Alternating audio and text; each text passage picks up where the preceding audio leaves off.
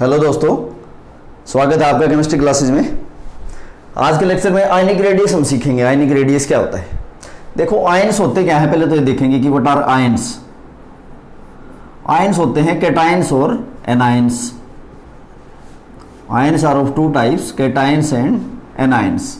अब देखो कैटायंस क्या होते हैं। कैटायंस जो बनेंगे ना by loss of electron, by loss of one और मोर इलेक्ट्रॉन्स। एनायंस कैसे बनेंगे? बाय गेन ऑफ वन और मोर इलेक्ट्रॉन्स। तो आयनिक रेडियस की बात है, तो आयनिक रेडियस में जैसे किसी कैटायन या एनायन की रेडियस की बात करेगा, जैसे कि कोई कैटायन है तो कैटायन पे चार्ज होगा पॉजिटिव, और अगर कोई एनायन है तो एनायन पे चार्ज होगा नेगेटिव। जैसे ये कोई कैटायन है, आयन को हम एज ए स्फीयर रिप्रेजेंट करते हैं, तो कोई कैटायन है और कोई एनायन है, तो हम किसी कैटायन के रेडियस या किसी आयन जो एनायन है उसके रेडियस को कैसे रिप्रेजेंट करेंगे? जैसे ये कोई आयन है एनायन, इसके सेंटर से लेके वहां तक की दूरी जहां तक ये आयन अपने इलेक्ट्रॉन क्लाउड को अट्रैक्ट करके रख सकता है, यानी कि ये आयन अपने इलेक्ट्रॉन के ऊपर इन्फ्लुएंस रख सकता है, पकड़ बना के रख सकता है, ऐसे ही कैटायन को कहेंगे कि इसके सेंटर से लेके वहां तक की दूरी जहां तक ये अपने इलेक्ट्रॉन क्लाउड को होल्ड करके रख सकता है। तो ये आयनिक रेडियस की डेफिनेशन हो जाएगी। तो कैसे डिफाइन करेंगे आयनिक रेडियस को? Distance from centre of nucleus, distance from centre of nucleus up to where an ion can influence on its electrons cloud। देखो क्या है कि डिस्टेंस कहां से, सेंटर ऑफ न्यूक्लियस से, सेंटर ऑफ न्यूक्लियस से वहां तक की दूरी जहां तक कोई ion, where an ion can influence on its electron cloud. ये किसी आयन की डेफिनेशन है। अब देखो आयनिक रेडियस को हम कैसे डिटरमाइन करेंगे? किसी कैटायन या किसी एनायन के रेडियस को हम कैसे डिटरमाइन करेंगे? कैटायन या एनायन के डिस्टेंस को तो हम क्या करते हैं इसमें, सपोज आपके पास कोई आयनिक कंपाउंड है। आयनिक कंपाउंड में क्या होते हैं? आयंस होते हैं। आयनिक कंपाउंड्स में क्या होते हैं बेटा? आयंस होते हैं, और इसमें होंगे कैटायंस और एनायंस। सपोज मैं ये कह रहा हूं कि ये कोई कैटायन है और ये कोई एनायन है। This is any cation and this is an anions. और आप देखोगे कि जो ये कैटायन और एनायन है ये एक दूसरे से कांटेक्ट बनाए हुए हैं, they remain in touch with each other. अब तो मैं क्या देखूंगा कि ये जैसे कोई आयन है, ये कोई ऐसे आयन है, इन दोनों के इंटर न्यूक्लियर डिस्टेंस देखूंगा मैं। तो ये दो आयन का क्या है? This is inter nuclear distance, inter nuclear distance between ions. तो क्या किया जाता है कि एक्सपेरिमेंटली ये जो इंटर न्यूक्लियर डिस्टेंस है इसको मेजर किया जाता है।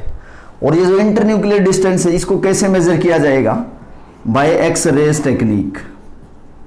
एक्स रे टेक्निक से इंटर न्यूक्लियर डिस्टेंस मेजर किया जाता है। फिर अगर आपको internuclear distance between these two ions अगर ये आपको पता लग जाए, तो फिर इन दोनों आयंस में से अगर हमें किसी एक आयन का रेडियस पता लग जाए तो दूसरे का निकाल सकते हैं। तो सबसे पहले तो इंटरन्यूक्लियर डिस्टेंस निकाला जाता है एक्स रेज से। फिर क्या करेंगे? एक्स रेज से इंटरन्यूक्लियर डिस्टेंस आ गया, कैटायन या एनायन की रेडियस में से रेडियस डिटरमाइन किया जाता है। और किसी एक सिंगल आयन का जो रेडियस है, किसी एक सिंगल आयन का जो रेडियस है किसी आयनिक कंपाउंड में, उसको डिटरमाइन करने के लिए बहुत सारे मेथड हैं, मैनी मेथड्स। बस जो मोस्ट कॉमन मेथड है यूज किया जाता है, most common method to determine the ion of any single radius, वो पोलिंग मेथड यूज किया जाता है। पोलिंग मेथड है, यानी कि आपको इंटरन्यूक्लियर डिस्टेंस निकाल लिया, फिर पोलिंग मेथड यूज करके इन दोनों आयन में से एक आयन का रेडियस डिटरमाइन कर लिया, तो किसी दूसरे आयन का रेडियस हम डिटरमाइन कर सकते हैं। जैसे एग्जांपल देखेंगे, सपोज मेरे पास कोई आयनिक कंपाउंड है जैसे NaCl। NaCl is a ionic compound. इसमें Na प्लस आयन कैटायन है। सपोज ये आपके पास कैटायन हो जाता है और ये आपके पास एनायन है Cl negative ion, this is Cl negative ion. तो मैं कह रहा हूं कि इन दोनों के बीच में, आयन्स के बीच में इंटरन्यूक्लियर डिस्टेंस आपने निकाल लिया, और जो ये NaCl के बीच में इंटरन्यूक्लियर डिस्टेंस है, एक्सरेस टेक्निक से इसको जब मेजर किया गया, मैं कह रहा हूं कि this is found to be 276 picometre. Na plus और Cl नेगेटिव आयंस के बीच में जो डिस्टेंस है, it is found to be 276 picometre. और पोलिंग मेथड से Na प्लस का जो रेडियस निकाला गया, मैंने बताया है कि बहुत सारे मेथड है, बट पोलिंग मेथड यूज करके Na प्लस का जब रेडियस डिटरमाइन किया गया, it is found to be 95 picometre. तो अगर Na प्लस का रेडियस यहां से लेकर यहां तक की दूरी 95 पिकोमीटर है, and this distance from this Na plus ion to Cl negative ion का इंटरन्यूक्लियर डिस्टेंस आपके पास 276 पिकोमीटर है, दिस इज 276 पिकोमीटर। तो इस एनायन का जो रेडियस है Cl नेगेटिव का, वो हम निकाल नहीं सकते हैं। 276 रेडियस कैटायन और एनायन का है, इन दोनों का रेडियस है। Na प्लस आयन का रेडियस अगर आपको पता लग जाए तो Cl नेगेटिव आयन का रेडियस कितना बच गया, 276 में से माइनस कर देंगे, कितना बच गया, 181 पिकोमीटर। तो हम बड़ी आसानी से इसमें कैलकुलेट कर सकते हैं किसी एक सिंगल आयन का रेडियस। यानी करना क्या है आपको, इसमें इंटरन्यूक्लियर डिस्टेंस मेजर किया एक्सरे से, पोलिंग मेथड से कैटायन या एनायन के रेडियस में से एक आयन का रेडियस हम निकाल लेंगे, फिर दूसरे आयन का रेडियस हम निकाल सकते हैं। जैसे मैंने कहा कि Na प्लस और जो Cl नेगेटिव है, इन दोनों का जो इंटरन्यूक्लियर डिस्टेंस है वो 276 पिकोमीटर है। तो अगर Cl नेगेटिव का रेडियस आपको कहे, इसका कितना है Na प्लस का 95 पिकोमीटर है, तो अगर Cl नेगेटिव का हम रेडियस निकालें तो ये कितना हो जाएगा, 276 माइनस 95 यानी कि 181 पिकोमीटर हमने निकाल दिया। ये डाटा यूज करके हम किसी दूसरे आयंस का भी रेडियस बड़े आसानी से निकाल सकते हैं। जैसे अगर मैंने कहा कि Na प्लस आयन का रेडियस मेरे को पता है, तो मैंने Cl नेगेटिव आयन का रेडियस निकाल लिया, it is found to be 181 picometre. ऐसे ही अगर मेरे पास एक आयनिक कंपाउंड हो Na प्लस और Br नेगेटिव, अगर ये मेरे पास एक आयनिक कंपाउंड है और अगर Br नेगेटिव का रेडियस निकालना हो तो हम निकाल सकते हैं। कैसे निकालेंगे, ये Na प्लस आयन है, this is Na plus ion, और ये आपके पास ऐसे Br नेगेटिव आयन है। अब अगर दो आयंस के बीच की दूरी पता लग जाए, आपको एक्सरे टेक्निक से निकाली जाती है। जैसे Na प्लस का रेडियस तो आपको पता ही है 95 पिकोमीटर, एक बार आपने निकाल लिया तो बार बार उसको यूज नहीं करोगे, मतलब उसको हम मानेंगे कि Na प्लस का आयन का जो रेडियस है NaCl में जो था, तो Na प्लस आयन का जो रेडियस है NaBr में भी वही रहेगा। तो 95 पिकोमीटर ये रेडियस है। आपने यहाँ इंटरन्यूक्लियर डिस्टेंस निकाल लिया तो फिर Br नेगेटिव का निकाल सकते हैं। ऐसे ही अगर सोडियम आयोडाइड आपके पास कंपाउंड है Na प्लस और I नेगेटिव, तो I नेगेटिव का रेडियस निकाल सकते हैं। यानी कि अगर आपको किसी कैटायन का रेडियस पता लग जाए, जैसे कि आपको पोलिंग मेथड से 95 पिकोमीटर में कह रहा हूं कि रेडियस आपने डिटरमाइन कर लिया Na प्लस का, तो फिर तो हमें इंटरन्यूक्लियर डिस्टेंस मेजर करके एनायन का रेडियस निकालते जाएंगे। जैसे यहाँ Cl नेगेटिव का निकाल लिया, यहाँ Br नेगेटिव का निकाल लिया, फिर I नेगेटिव का रेडियस हम ऐसे फाइंड आउट कर सकते हैं। ऐसे ही अगर आपको एनायन का रेडियस पता हो तो फिर हम कैटायन का निकाल सकते हैं। जैसे मैं अगर कहूं कि मेरे पास एक कंपाउंड है लिथियम क्लोराइड और मेरे पास एक कंपाउंड है पोटेशियम क्लोराइड और एक मेरे पास कंपाउंड है रुबिडियम क्लोराइड। अब मैं अगर कहूं कि लिथियम जो क्लोराइड है, सपोज ये लिथियम आयन है Li प्लस आयन और ये Cl नेगेटिव आयन है, तो इन दोनों के बीच का आप इंटरन्यूक्लियर डिस्टेंस निकालो। इसको फाइंड आउट कर लिया, मेजर कर लिया एक्सरे टेक्निक से। अब Cl नेगेटिव का रेडियस तो आपको पता ही है 181 पिकोमीटर है, तो अगर इसका रेडियस पता है, इन दोनों के डिस्टेंस निकाल लो, फिर इसको निकाल लो यहां से। तो जितना भी इंटरन्यूक्लियर डिस्टेंस आए उसमें से 181 पिकोमीटर माइनस कर देंगे तो लिथियम का आ जाएगा। ऐसे ही अगर हमें पोटेशियम क्लोराइड का रेडियस में से पोटेशियम आयन का रेडियस फाइंड आउट करना है, ये Cl नेगेटिव है और ये K प्लस है। अब Cl नेगेटिव का रेडियस तो आपको पता ही है कि 181 पिकोमीटर है। अगर K प्लस का रेडियस आपको निकालना है तो इंटर आयनिक डिस्टेंस निकालो। इंटर आयनिक डिस्टेंस में इंटरन्यूक्लियर डिस्टेंस को ही बोल रहा हूं। Inter ionic distance, distance between two ions, centre से लेके, इसके न्यूक्लियस से सेंटर से लेके इस आयन के न्यूक्लियस के सेंटर तक जो डिस्टेंस है, मैं उसको इंटर आयोनिक डिस्टेंस बोल रहा हूं, या इंटर न्यूक्लियर डिस्टेंस। तो अगर K प्लस का रेडियस निकालना हो तो इंटर आयोनिक डिस्टेंस आप मेजर करो, उसमें से आप Cl नेगेटिव का माइनस कर दो तो किसका रेडियस आ जाएगा, K प्लस का रेडियस आ जाएगा। यानी कि कैटायन का पता हो तो अलग अलग एनायन का निकाल सकते हैं, और अगर एक कॉमन एनायन है अलग अलग कंपाउंड में तो उसमें डिफरेंट डिफरेंट कैटायंस का हम रेडियस फाइंड आउट कर सकते हैं। तो ये तो था आयनिक रेडियस के बारे में। पीरियोडिक ट्रेंड भी इसके बारे में हम जानेंगे, बट पहले हम कंपेयर करेंगे एक बार ionic radius of cation and ionic atomic radius of any neutral atom. Note करो बेटा आप इसको।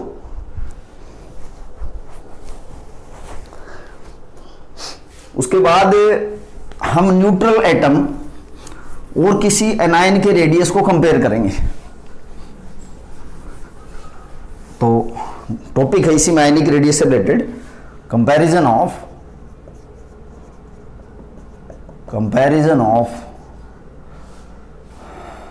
Radius of an ion and any neutral atom. Neutral atom और किसी आयन के रेडियस को हम कंपेयर करेंगे। जैसे फर्स्ट है, मैं कैटायन के रेडियस को और न्यूट्रल एटम के रेडियस को कंपेयर करूंगा। तो comparison of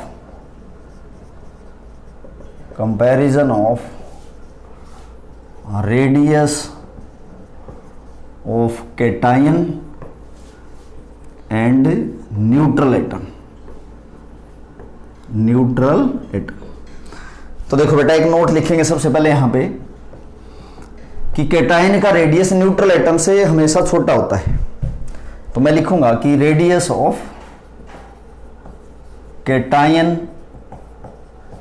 is always smaller than neutral atom. Cation का रेडियस हमेशा न्यूट्रल एटम से क्या होगा, छोटा होगा। तो एग्जांपल से देखते हैं इसको कि कैसे कैटायन का रेडियस हमेशा छोटा होगा न्यूट्रल एटम से। सपोज मेरे पास एक तो Na एटम है और एक मेरे पास Na प्लस आयन है। अब आप देखोगे कि जो सोडियम है इसका एटॉमिक नंबर 11 है, तो प्रोटॉन्स और इलेक्ट्रॉन्स देखेंगे इसमें कितने होंगे। प्रोटॉन्स इसमें 11 हैं, इलेक्ट्रॉन इसमें कितने हैं, 11 ही है, क्योंकि न्यूट्रल एटम में जितने प्रोटॉन्स होंगे उतने ही इलेक्ट्रॉन्स होते हैं। Na प्लस आयन में देखेंगे प्रोटॉन्स कितने बेटा, 11 है, और इलेक्ट्रॉन्स आप देखोगे बच्चों, इलेक्ट्रॉन्स इसमें कितने बच गए, 10 बच गए, क्योंकि 1 यूनिट पॉजिटिव चार्ज है, इसका मतलब इसने 1 इलेक्ट्रॉन का लॉस कर दिया। तो अब हम सीखेंगे कि देखो इससे पहले वाले वीडियो लेक्चर में मैंने आपको इफेक्टिव न्यूक्लियर चार्ज बताया है। इफेक्टिव न्यूक्लियर चार्ज अगर किसी बच्चे को नहीं आता तो आपसे रिक्वेस्ट है कि पिछला वीडियो लेक्चर आप देखो एक बार, उसमें इफेक्टिव न्यूक्लियर चार्ज समझाया गया है। अब देखो कि इलेक्ट्रॉन्स तो यहाँ पे 10 बच गए और प्रोटॉन इसमें 11 है, तो जो इफेक्टिव न्यूक्लियर चार्ज होगा वो Na प्लस आयन का Na से ज्यादा होगा।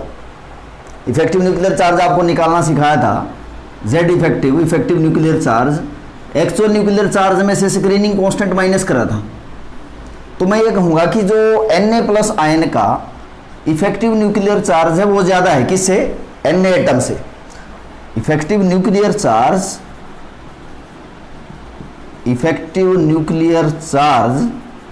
Of Na plus ion is more as compare to Na atom. तो इफेक्टिव न्यूक्लियर चार्ज जहां ज्यादा होगा वहां इलेक्ट्रॉन्स के ऊपर प्रोटॉन का होल्ड ज्यादा हो जाता है, यानी कि प्रोटॉन्स जो है न्यूक्लियस में वो ज्यादा टेंडेंसी रहेगी उनके वो इलेक्ट्रॉन्स को अट्रैक्ट करने की अपनी तरफ। तो greater the effective nuclear charge smaller is the size of any ion. तो जितना इफेक्टिव न्यूक्लियर चार्ज बढ़ता रहेगा उतना ही आयन का रेडियस छोटा होता जाएगा। तो न्यूट्रल एटम के कंपैरिजन में आयन का इफेक्टिव न्यूक्लियर चार्ज कैटायन का ज्यादा होता है, और जितना इफेक्टिव न्यूक्लियर चार्ज ज्यादा होगा उतना ही आयन का साइज छोटा हो जाएगा। तो एक फार्मूला भी यहां से बन गया कि जो आयनिक रेडियस है, ionic radius is inversely proportional to effective nuclear charge. Effective nuclear charge, और इफेक्टिव न्यूक्लियर चार्ज क्या होता है मैंने लास्ट वीडियो लेक्चर में आपको सिखाया है। तो मैंने कहा है कि कैटायन का रेडियस छोटा होगा एनायन से। कैटायन का रेडियस आप देखोगे कि इफेक्टिव न्यूक्लियर चार्ज ज्यादा है Na+ का, किससे? Na से। तो अगर साइज की बात करें तो साइज में बड़ा कौन होगा? Na is more in size as compare to Na+ ion. Na atom का जो साइज है वो Na+ आयन से ज्यादा हो जाएगा, क्योंकि इसका effective nuclear charge Na atom से ज्यादा है। तो एक तो इफेक्टिव न्यूक्लियर चार्ज वाली बात है। दूसरा, एक बार इसको मैं डायग्रामेटिकली भी आपको समझाऊंगा एक बार, कि सपोज आपके पास ये Na एटम है कोई, और इसके न्यूक्लियस में 11 प्रोटॉन्स हैं, क्योंकि इसका एटॉमिक नंबर कितना है? Na का 11 है। और आप देखोगे कि सपोज इसके फर्स्ट सेल में 2 इलेक्ट्रॉन हैं, सेकंड सेल में कितने हैं? 8 इलेक्ट्रॉन हैं, और जो थर्ड सेल है उसमें 1 इलेक्ट्रॉन है। अब अगर मैं कहूं कि Na ने 1 इलेक्ट्रॉन रिमूव कर दिया, Na का एटॉमिक नंबर 11 है, कॉन्फ़िगरेशन है 281। अगर इसके पास 3 सेल हैं, अगर मैं कहूं कि Na ने 1 इलेक्ट्रॉन का लॉस कर दिया, माइनस इलेक्ट्रॉन, तो ये बन गया Na+। यानी कि आप देखोगे कि ये इलेक्ट्रॉन यहां से चला गया, रिमूव हो गया। तो Na+ में देखोगे कि न्यूक्लियस में 11 प्रोटॉन्स हैं। ये फर्स्ट सेल हो गया जिसमें 2 इलेक्ट्रॉन हैं, और ये दूसरा सेल हो गया जिसमें 8 इलेक्ट्रॉन हैं। तो आप देखोगे कि Na+ में जो सेल बच गए वो कितने हैं? 2 ही सेल हैं। और Na एटम में जो सेल हैं वो कितने हैं? 3 सेल हैं। तो जितने सेल ज्यादा होंगे उतना ही साइज बड़ा होगा। सेल की संख्या अगर कम होती रहेगी तो साइज क्या होगा? डिक्रीज होगा। तो आप देखोगे कि कैटायन में नंबर ऑफ सेल यहाँ पे 2 ही बच गए। न्यूट्रल एटम में कितने सेल थे? 3। तो कैटायन में एक तो सेल कम हो जाते हैं। अब जरूरी नहीं कि सेल हमेशा ही कम हो जाए, चांसेस रहेंगे कि अगर वैलेंस सेल सारे रिमूव कर दिए जाएं, तो देखो आप कि इसमें 1 इलेक्ट्रॉन था वैलेंस सेल में, तो ये इलेक्ट्रॉन अगर रिमूव हो जाए तो मैं ये कहूंगा कि सेल खत्म हो गया। तो एक तो इसमें सेल डिक्रीज हो गया, दूसरा है कि इफेक्टिव न्यूक्लियर चार्ज बढ़ गया। 2 रीजन हो गए जिसकी वजह से कैटायन का साइज छोटा हो जाएगा। किससे? न्यूट्रल एटम से। तो why the size of cation is smaller as compare to neutral atom? तो मैं कहूंगा अगर रेडियस कैटायन और न्यूट्रल एटम का कंपेयर करें तो cation is smaller in size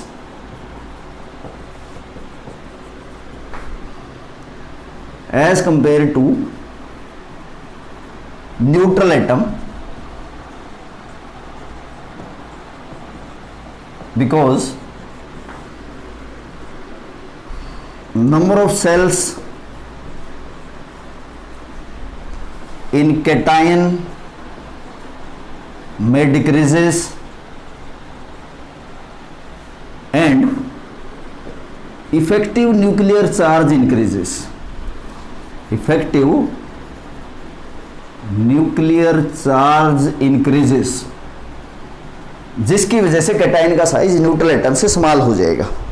तो ये रीजन था कि कैटायन का साइज न्यूट्रल एटम से स्मॉल क्यों होगा। और मैंने आपको ये भी बताया है इसमें कि जितना कैटायन का साइज, जितना इफेक्टिव न्यूक्लियर चार्ज बढ़ेगा उतना ही साइज क्या हो जाएगा? स्मॉल हो जाएगा। जैसे अगर एक आपके पास आयन है SN2+ और एक आयन है आपके पास SN4+। प्यारे बच्चों, Sn किसका सिंबल होता है? टिन, मेटल है ये, metal are electropositive in nature. तो आप देखोगे कि टिन के ऊपर 4 यूनिट पॉजिटिव चार्ज है और टिन के ऊपर SN2+ 2 यूनिट पॉजिटिव चार्ज है। तो आप देखोगे कि इफेक्टिव न्यूक्लियर चार्ज ज्यादा किसका होगा? इफेक्टिव न्यूक्लियर चार्ज के ऊपर आयन का साइज डिपेंड करता है। इफेक्टिव न्यूक्लियर चार्ज SN4+ का ज्यादा होगा किससे? SN2+ से। तो आप देखोगे कि जो आयोनिक रेडियस है, ionic radius of SN2+ is more as compare to the ionic radius of SN4+, क्योंकि जितना इफेक्टिव न्यूक्लियर चार्ज बढ़ेगा उतना ही आयन का साइज छोटा हो जाएगा। तो इफेक्टिव न्यूक्लियर चार्ज कब बढ़ेगा? जितना पॉजिटिव चार्ज ज्यादा हो। Greater the positive charge, note बना के यहां पे लिख दूंगा, आप इसको नोट कर लेना। Greater the positive charge, greater the positive charge, more is the Z effective. Z effective क्या है? Effective nuclear charge. And smaller is the size of ion, smaller is the size of ion. क्या लिखा है, greater the positive charge, positive charge जितना ज्यादा होगा, more is the effective nuclear charge, उतना ही effective nuclear charge ज्यादा होगा, और आयन का साइज उतना ही क्या हो जाएगा, स्मॉल हो जाएगा। और अगर कंपेयर करें, जैसे आपके पास एक पीबी एलिमेंट होता है, लेड है, एक मैंने लिखा कि Pb2+ और एक लिख दिया Pb4+, तो आप बताओगे किसका पॉजिटिव चार्ज ज्यादा है, Pb के ऊपर 4+ है तो पॉजिटिव चार्ज ज्यादा है, इसका इफेक्टिव न्यूक्लियर चार्ज ज्यादा है। तो आयनिक रेडियस की बात करें तो Pb ion, Pb2+ ion is smaller, sorry greater in size as compare to Pb4+। Note करो बेटा एक बार इसको। और एग्जाम्पल देखते हैं, जैसे और एग्जाम्पल और देखेंगे हम। एक ये एग्जाम्पल है, एक ये एग्जाम्पल है आपके पास। एक मेरे पास कोई आयन है Mn2+, Mn सिंबल होता है बेटा मैग्नीज का, और एक आपके पास है मैग्नीज आयन 3+ चार्ज, एक मैग्नीज आयन है आपके पास 4+ चार्ज, एक मैग्नीज आयन है 5+ चार्ज, एक मैग्नीज आयन है +7 चार्ज। आप देखोगे इसमें तो जितना चार्ज बढ़ेगा 2 unit, 3 unit, 4 unit, 5 unit, 7 unit, तो मैं कहूंगा कि जितना पॉजिटिव चार्ज ज्यादा होगा, इफेक्टिव न्यूक्लियर चार्ज उतना ज्यादा होगा, और इफेक्टिव न्यूक्लियर चार्ज अगर ज्यादा होगा तो साइज उतना ही छोटा हो जाएगा। तो इन आयंस के साइज का ये ऑर्डर हो जाएगा, जितना किसी कैटायन पे चार्ज बढ़ेगा पॉजिटिव, उतना ही आयन का साइज छोटा हो जाएगा। उसका रीजन बताया आपको, greater the unit of positive charge on any cation, more is the effective nuclear charge, और इफेक्टिव न्यूक्लियर चार्ज बढ़ने से आयन का साइज छोटा हो जाता है। तो ये तो था कैटायन और न्यूट्रल एटम का हमने साइज में कंपेयर किया है। ऐसे ही अब हम एनायन और न्यूट्रल एटम के साइज को कंपेयर करेंगे। तो कंपेयर करते हैं साइज को। तो बच्चों कंपेयर करेंगे, comparison of size of anion and neutral atom. जैसे कि कैटायन और न्यूट्रल एटम को कंपेयर किया था, ऐसे ही एनायन और न्यूट्रल एटम को कंपेयर करेंगे। और आप इसे जो नोट लिखा है एक बार आप अपनी नोटबुक में इसको नोट करोगे, size of anion is always larger than neutral atom. जैसे कैटायन का साइज स्मॉल होता है, ऐसे ही एनायन का साइज बड़ा होता है, किसे, न्यूट्रल एटम से। एक बार कंपेयर करके देखेंगे। जैसे कि मेरे पास एक एटम है, जैसे सपोज फ्लोरीन, फ्लोरीन जिसका एटॉमिक नंबर 9 है। अब आप देखोगे कि इसमें प्रोटॉन कितने हैं बेटा, 9 हैं, और इलेक्ट्रॉन्स इसमें कितने होंगे, इलेक्ट्रॉन्स भी इसमें 9 हैं, क्योंकि न्यूट्रल एटम में जितने इलेक्ट्रॉन्स हैं उतने ही प्रोटॉन हैं। अगर फ्लोरीन ने एक इलेक्ट्रॉन गेन कर लिया, F negative, 1 unit negative charge का मतलब है कि इलेक्ट्रॉन इसने गेन कर लिया, तो अब इसमें आप देखोगे कि प्रोटॉन्स कितने हैं, प्रोटॉन्स तो उतने ही, कितने, 9 हैं, बट इसमें इलेक्ट्रॉन्स चेंज हो गए। इलेक्ट्रॉन्स कितने हो गए इसमें, 10। तो नेगेटिव चार्ज ज्यादा हो गया इसमें पॉजिटिव चार्ज से। तो अब हो गया आप कि F नेगेटिव जो है, इसमें इलेक्ट्रॉन्स ज्यादा होने की वजह से इफेक्टिव न्यूक्लियर चार्ज डिक्रीज हो गया। और अगर इफेक्टिव न्यूक्लियर चार्ज डिक्रीज होता है तो साइज बढ़ता है, और इफेक्टिव न्यूक्लियर चार्ज बढ़ेगा तो साइज छोटा हो जाएगा। तो मैं कहूंगा कि F नेगेटिव का इफेक्टिव न्यूक्लियर चार्ज F से ज्यादा है। तो इफेक्टिव न्यूक्लियर चार्ज जिसको नहीं पता लग रहा बेटा, वो लास्ट का वीडियो लेक्चर देखो। Effective nuclear charge of F negative is more as compare to F। और अगर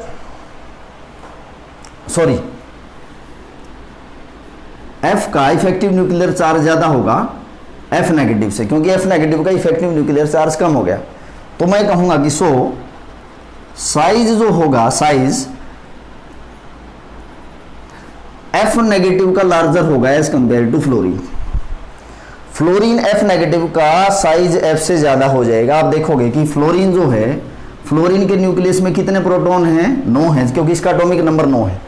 पहले सेल में कितने इलेक्ट्रॉन हैं बच्चों, 2 इलेक्ट्रॉन हैं। दूसरे सेल में आप इलेक्ट्रॉन देखोगे कितने हैं, 7 हैं।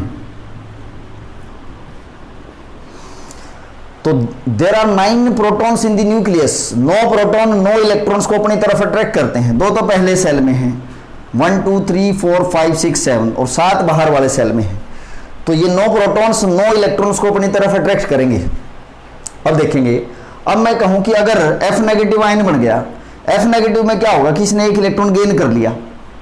अगर एक इलेक्ट्रॉन इसने गेन कर लिया तो अब मैं कहूंगा कि जो अंदर 9 प्रोटॉन थे, 9 जो प्रोटॉन थे न्यूक्लियस में, प्रोटॉन्स तो उतने ही हैं, नेगेटिव चार्ज बढ़ गया बाहर वाले सेल में। तो अब ये जो 9 प्रोटॉन्स है न्यूक्लियस में, ये बाहर जो आप देखोगे कितने इलेक्ट्रॉन है, अब 10 हो गए इलेक्ट्रॉन। तो ये 10 इलेक्ट्रॉन्स को उतनी ताकत से अपनी तरफ अट्रैक्ट नहीं कर पाएंगे जितना ये 9 इलेक्ट्रॉन्स को अपनी तरफ अट्रैक्ट कर पा रहे थे। तो मैं कहूंगा कि इफेक्टिव न्यूक्लियर चार्ज क्या हो गया, इसमें डिक्रीज हो गया, तो साइज क्या हो गया, बढ़ गया। तो एनायन का साइज हमेशा न्यूट्रल एटम से क्या होगा, बड़ा हो जाएगा, क्योंकि एनायन का effective nuclear charge neutral atom से क्या हो जाएगा, कम हो जाएगा। और इफेक्टिव न्यूक्लियर चार्ज अगर कम हो जाएगा तो साइज बढ़ जाएगा।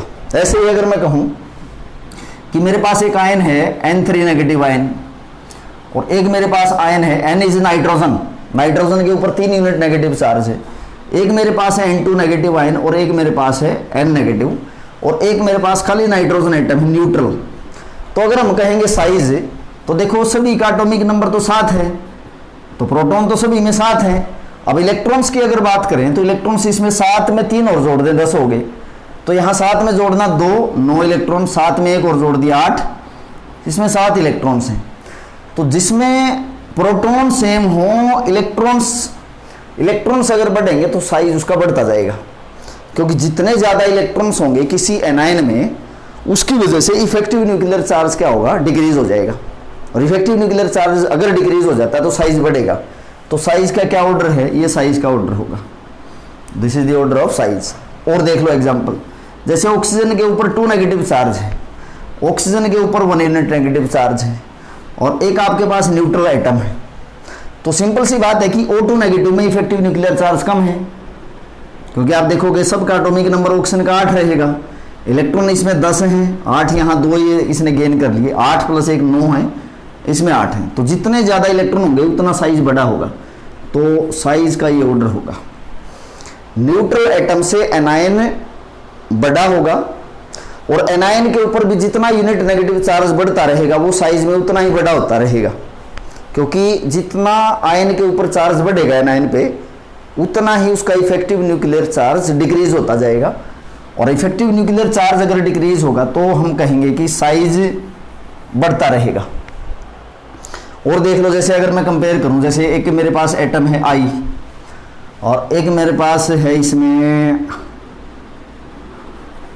I नेगेटिव है, I है, और एक है I+। I सिंबल होता है आयोडीन, नॉन मेटल है, 1 यूनिट नेगेटिव चार्ज, न्यूट्रल। और मैंने आपको बताया है कि जो न्यूट्रल एटम है उसका साइज तो बड़ा स्मॉल होगा, किससे, एनायन से। I negative is larger in size as compare to iodine atom. और कैटायन और न्यूट्रल एटम में कंपेयर किया था तो न्यूट्रल एटम बड़ा होगा, किससे, कैटायन से। तो ऐसे कंपेयर कर सकते हैं बहुत सारे एग्जांपल लेके हम। तो कैटायन का साइज तो न्यूट्रल से छोटा होता है, और एनायन का साइज न्यूट्रल एटम से क्या होगा, बड़ा हो जाएगा।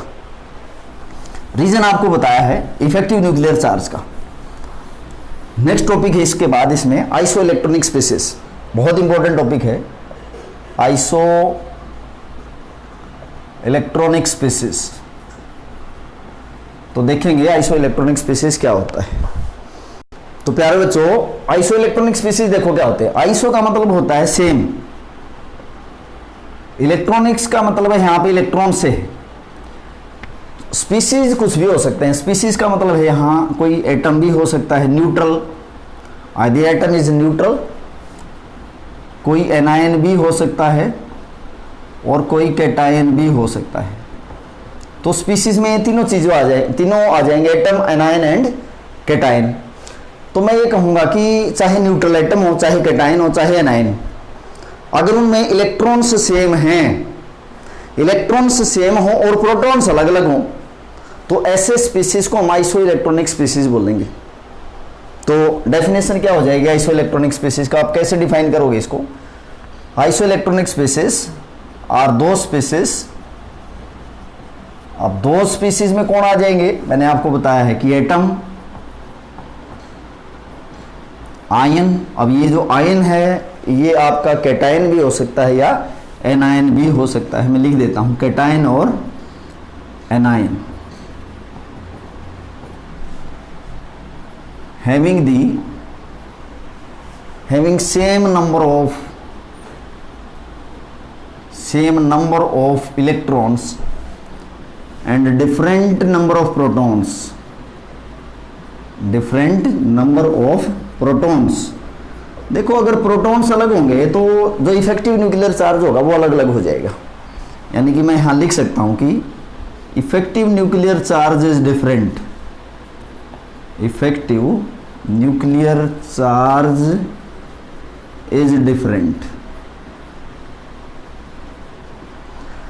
तो ऐसे स्पीसीज को हम आइसो इलेक्ट्रॉनिक स्पीसीज बोलेंगे। ऐसे species atom, cation, anion having the same number of electrons but different number of protons. Protons different होने का ये मतलब है कि इफेक्टिव न्यूक्लियर चार्ज उनका डिफरेंट होगा। और अगर इफेक्टिव न्यूक्लियर चार्ज अलग होगा तो जिसका इफेक्टिव न्यूक्लियर चार्ज ज़्यादा होगा उसका साइज छोटा हो जाएगा, और जिसका इफेक्टिव न्यूक्लियर चार्ज कम होगा उसका साइज बड़ा हो जाएगा। चाहे इलेक्ट्रॉन्स उसमें क्या हो, सेम नंबर ऑफ इलेक्ट्रॉन्स हो। तो आर दो species having same number of electrons. देखेंगे जैसे कुछ एग्जांपल से सीखेंगे इसको। और आपको कैसे पता लगेगा कि किस आयन का रेडियस किससे बड़ा होगा। देखो आप जैसे एग्जांपल लिया मैंने, एक मेरे पास इसमें आयन है Al3 प्लस आयन, एक आयन है Mg2 प्लस आयन, एक आयन है Na प्लस आयन, और एक मेरे पास आयन है F नेगेटिव आयन, एक आयन है O2 नेगेटिव आयन, और एक मेरे पास आयन है N3 नेगेटिव आयन। अब अगर इनका एटॉमिक नंबर देखें तो एल्यूमिनियम का 13 है, मैग्नीशियम का 12 है, Na प्लस सोडियम का कितना होता है 11 है एटॉमिक नंबर, फ्लोरीन का 9, ऑक्सीजन का 8 और नाइट्रोजन का 7 है। तो अगर इनमें प्रोटॉन्स की बात करें, प्रोटॉन्स देखो इसमें कितने होंगे 13, 12, 11, 9, 8 एंड 7। चलो इसमें हम न्यूट्रल एटम को भी कंपेयर कर लेते हैं। न्यूट्रल एटम जैसे आपके पास हो गया, इसमें नियोन है, नियोन जिसका एटॉमिक नंबर 10 है, और फिर इसके बाद जैसे F नेगेटिव आयन है, इसका एटॉमिक नंबर 9 है, ऑक्सीजन है O2 नेगेटिव आयन 8, और नाइट्रोजन N3 नेगेटिव आयन 7। ये जैसे इनमें नंबर ऑफ प्रोटॉन्स हैं। इलेक्ट्रॉन्स की अगर बात करें, देखो इसमें नियोन तो न्यूट्रल एटम है, और ये जो Na plus, magnesium ion, aluminium ion, these are cations and these F negative, O2 negative, N3 negative, these are anions. तो अगर प्रोटॉन्स देखें तो ये प्रोटॉन्स हैं इनमें, प्रोटॉन्स तो इनमें डिफरेंट हैं, तो इफेक्टिव न्यूक्लियर चार्ज अलग होगा, क्योंकि अलग अलग प्रोटॉन्स में अलग अलग इफेक्टिव न्यूक्लियर चार्ज है। तो इलेक्ट्रॉन्स अगर देखें, इसमें इलेक्ट्रॉन कितने हैं, एटॉमिक नंबर 13 है, 3 इलेक्ट्रॉन इसने लूज कर दिए, 3 इलेक्ट्रॉन लूज कर दिए तो 10 बच गए। मैग्नीशियम का एटॉमिक नंबर 12 है, 2 इलेक्ट्रॉन लूज कर दिए तो 10 बच गए। इसमें 11 है, 1 इलेक्ट्रॉन लूज कर दिया तो 10 इलेक्ट्रॉन बच गए। नियोन न्यूट्रल है तो इसमें 10 ही इलेक्ट्रॉन होंगे। फ्लोरीन जो है आप देखोगे एटॉमिक नंबर 9 है, और 1 इलेक्ट्रॉन इसने गेन कर लिया तो 10 इलेक्ट्रॉन है। ऑक्सीजन एटॉमिक नंबर 8 है, 2 इलेक्ट्रॉन गेन कर लिए, 10 है, 7 और 3 10। तो ऐसे स्पीसीज जिसमें सेम नंबर ऑफ इलेक्ट्रॉन्स हो बट इफेक्टिव न्यूक्लियर चार्ज इसमें अलग अलग है। अब अगर इफेक्टिव न्यूक्लियर चार्ज इसमें अलग अलग है तो साइज भी अलग अलग होगा। अब हम ये कहेंगे कि जिसमें नंबर ऑफ प्रोटॉन्स ज्यादा होंगे ना, उसका इफेक्टिव न्यूक्लियर चार्ज ज्यादा होगा और उसका साइज सबसे छोटा हो जाएगा। तो आप देखोगे कि Mg2 प्लस का इफेक्टिव न्यूक्लियर चार्ज कम होगा किससे, एल्यूमिनियम का, क्योंकि एल्यूमिनियम में 3 प्लस चार्ज है, इसमें 13 प्रोटॉन्स हैं। तो मैं ये कहूंगा कि साइज का ऑर्डर ये रहेगा, Mg2 plus is more bigger in size as compare to aluminium ion, और Na प्लस आयन ज्यादा बड़ा होगा साइज में मैग्नीशियम आयन से, और नियोन फिर बड़ा होगा साइज में Na प्लस से, और ऐसे ही फ्लोरीन बड़ा होगा साइज में किससे, F नेगेटिव से, और O2 नेगेटिव बड़ा होगा साइज में F नेगेटिव से, और N3 नेगेटिव बड़ा होगा किससे, O2 नेगेटिव से। ये ऑर्डर जो मैंने लिखा है साइज का, वो इफेक्टिव न्यूक्लियर चार्ज के बेस पे लिखा है। एक तरीका और आपको बताता हूं कि कैसे आप साइज बता पाओगे किसी आइसो इलेक्ट्रॉनिक स्पीसीज का। तो हम क्या करते हैं कि Z/E की रेशो देखते हैं। हम क्या करेंगे, अगर हमें कंपेयर करना हो रेडियस, अगर हमें साइज कंपेयर करना हो किसका, आइसो इलेक्ट्रॉनिक स्पीसीज का, तो हम Z/E की रेशो देखेंगे। Z इसमें क्या है, atomic number, Z means atomic number, और E इसमें क्या है, नंबर ऑफ इलेक्ट्रॉन्स, E है नंबर ऑफ इलेक्ट्रॉन्स। तो इसका Z/E देखेंगे। Z है एटॉमिक नंबर 13, और इलेक्ट्रॉन्स इसमें कितने हैं, 10 हैं। इलेक्ट्रॉन तो सभी में 10 10 है। और देखो इसका एटॉमिक नंबर 12 है, इलेक्ट्रॉन 10 है। इसमें एटॉमिक नंबर 11, इलेक्ट्रॉन 10 इलेक्ट्रॉन है, और इसमें एटॉमिक नंबर भी इसका 10 है। इसमें एटॉमिक नंबर 9 है और इलेक्ट्रॉन इसमें है 10। एटॉमिक नंबर 8 है, इलेक्ट्रॉन 10। एटॉमिक नंबर 7 है और इलेक्ट्रॉन 10। तो Z/E की रेशो कंपेयर करोगे, ये कितनी है Z/E की रेशो 1.3, ये कितना है यहाँ देखोगे 1.2, ये कितना है 1.1, ये कितना है 1 है, ये 0.9 है, ये 0.8 है और ये 0.7 है। तो अब आप देखोगे कि Z/E की रेशो हमारी ये आई है, तो जितनी Z/E की रेशो की वैल्यू ज्यादा होगी ना उतना साइज छोटा हो जाएगा। तो नोट में आप इसको लिखोगे, नोट में लिखेंगे greater the value of Z/E smaller is the size.